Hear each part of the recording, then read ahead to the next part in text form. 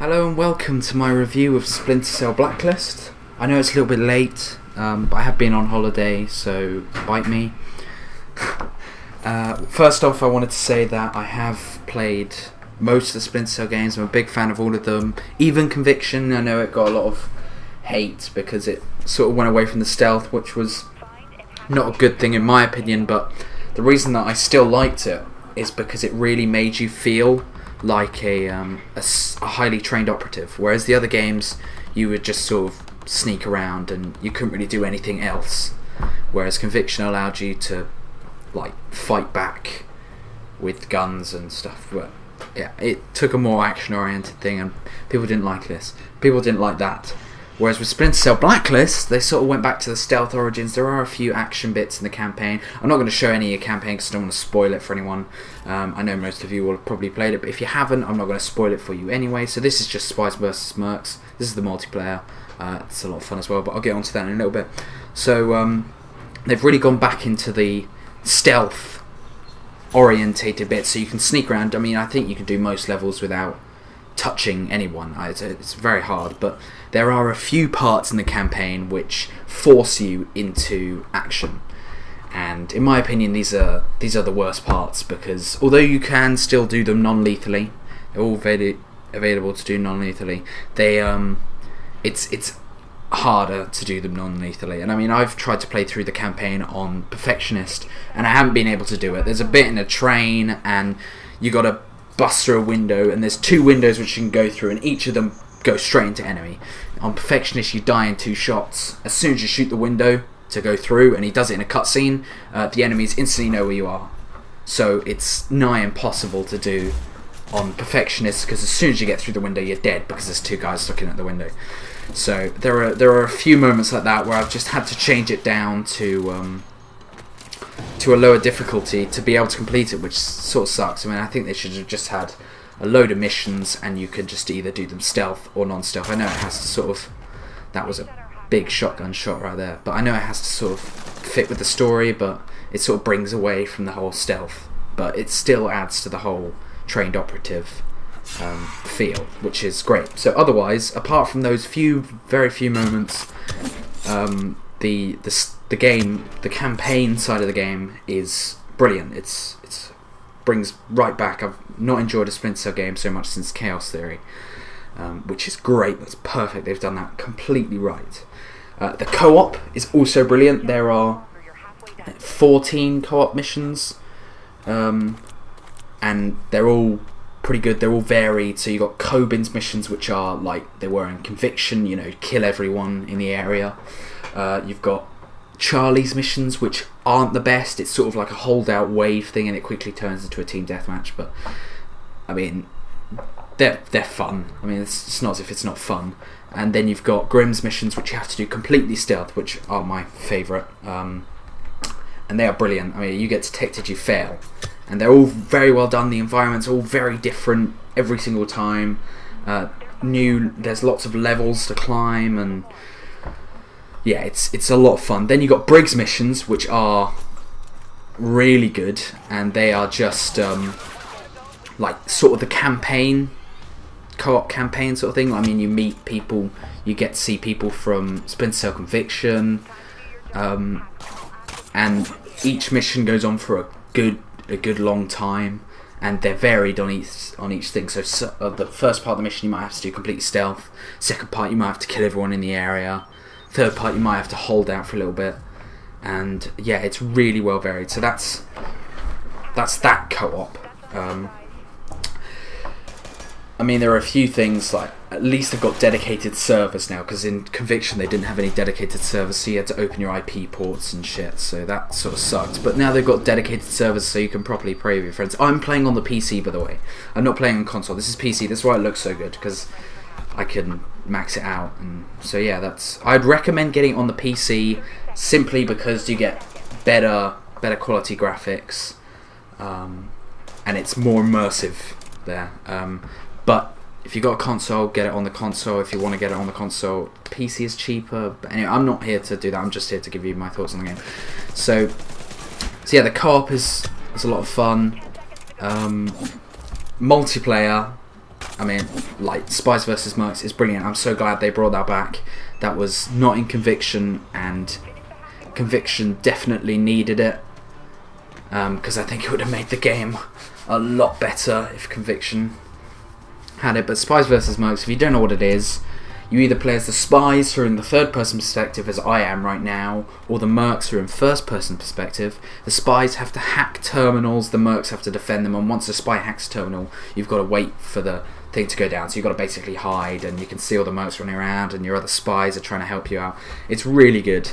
And they've brought that back, and they brought it back in multiple ways. They've got Spies vs. Mercs Classic, which is 2v2, really dark environments, no customization, and it's like quite tense and close quarters. And then there's Spy vs. Mercs Blacklist, which is the new one. The old one was Classic, and this one's Blacklist, which is 4v4.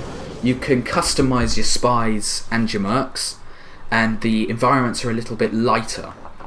So it's good for the merc side. Then there's a team deathmatch, which sounds horrible, but it is actually quite a lot of fun. So I'd recommend playing that. It's mixed teams, so a team could have 2 spies and 1 merc, and the other team could have 2 mercs and 1 spy, that sort of thing. So it's really well done. So you'll be spy versus spy, that sort of stuff, and it's a lot of fun.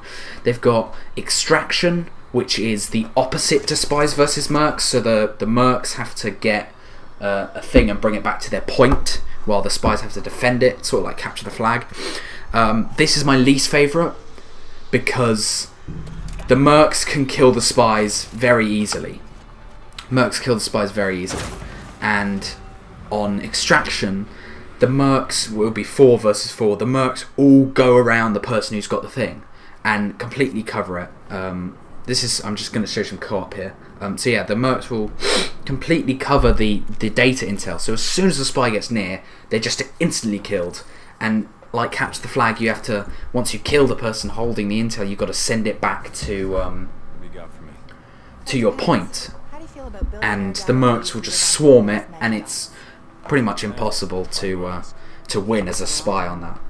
That's what I found anyway.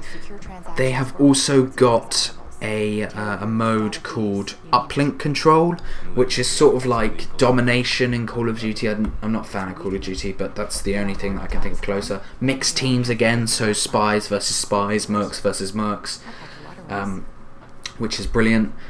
And yeah, that's a lot of fun as well. So I'd recommend those ones. It's just the Extraction that's not my favourite. There are a few problems with multiplayer, unfortunately. There is, on the PC, there is negative mouse acceleration, which sucks dick. And if you don't know what that is, it means if you move the mouse really quickly to the left, your character will not turn very much, but if you move it slowly, he'll turn a lot. And I mean, it's frustrating, but you get used to it. I'm pretty sure it's throughout the whole game in single player, but it's not as prominent in single player. Or the co-op. It's just a lot more noticeable in Spies versus Mercs and like that side of the online. But once you get past it, and it's quite easy to get used to, it's great. So I mean, don't let that put you off. There are, what was I talking about? Problems with the multiplayer. Yes, the other problem with the multiplayer, and it's such a shame that they've got this, is that there's no FOV slider for the mercs. So the mercs FOV is like 55, and it's horrible. I mean, I can't play like 10 minutes and I'm feeling sick. So unfortunately, that means that a lot of people will be put off by playing as the mercs. I mean, if you're on a console, that's absolutely fine because you sit away and FOV doesn't really matter. But on a PC, you're quite close up, and the field of view is a big problem. And I mean, if they just added in a slider, I know it creates unbalancing issues, but maybe they should just set the default FOV to like 75 or 85, and that would be a lot better. But at the moment, it's like 55, and it sucks. So a lot of people don't want to play as the mercs, and I prefer the spies anyway. So yeah, those are the problems with multiplayer. This is some co-op here. I'm playing with someone just online. I don't know who he was, but this is one of Grimm's missions, so you have to do it stealthy, and you've got to hack all the uplinks. The best thing about this game is that all of the times you do it are different. I mean, the first time I did this mission, there was a guard there. That's why I keep on shooting my sticky noisemakers, because there was a guard standing there, and I'd get him to come over and pull him off the ledge. But this time he's not there, he's down at the bottom. And little things like that change all the time. There might be an engineer in there who's sending out drones, and it makes it a lot harder. And that's really good. I love how they've done that. So yeah, I'm really pleased that they've got that in there. But again, there is still negative mouse acceleration, but because you're in third person, the FOV is no problem. So I'd really recommend getting this game. It's been a lot of fun and I've enjoyed it. I know a lot of people have criticised it because they still think it's too action orientated, but I think it's the perfect blend of them both, and I think it really works, and I'm really pleased that I got it. And this is me failing. Okay, I was just able to do that. Oh my god. Okay. Whew. So yeah, on the co-op missions, you either play as Briggs, who is Sam's partner, like operative partner, or Sam. They're both pretty good. The animations in this game are so smooth. I mean, if you're watching, there are multiple walk speeds, which is brilliant. On the PC, it's just you click the mouse wheel down to walk and run. When you're on run mode in crouch, he does the fast walk, and when you start sneaking up behind enemies, he'll slow down a little bit. When you're on slow walk, he does the slow walk for the fast walk, and when you start sneaking up on enemies, he does this really slow walk, which looks really cool. The takedowns are so awesome just to watch. There's one of my favourite when the enemy's facing you and you use the karambit and you like slit his throat and then he falls on his shoulder and you roll him off your arm. So it's really cool. The animations are really slick, really well done. I know a lot of people that don't like how they've changed the voice actor. This was a big thing for a lot of people, but really it doesn't really take away. The new voice actor does a really good job. His voice fits Sam Fisher. I know Sam Fisher is supposed to be 56, but the developers were saying, think about James Bond. James Bond is right now about 100 years old, 70 years old. So, and they've changed him so many times. And although people have mattered each time they've changed him, it's slowly grown on them. And I think this Sam Fisher will slowly grow on people. Although Michael Ironside has done all of them before, this guy is very good and he does it very well, so I'm pleased that they were able to find someone who could do it well. So yeah, that was my review of Splinter Cell Blacklist. I think it's a very good game. I would give it 8.5 out of 10, 9 out of 10, simply because that's the PC version and the bad things with the PC. So thank you very much for watching, and I'll see you in the next one.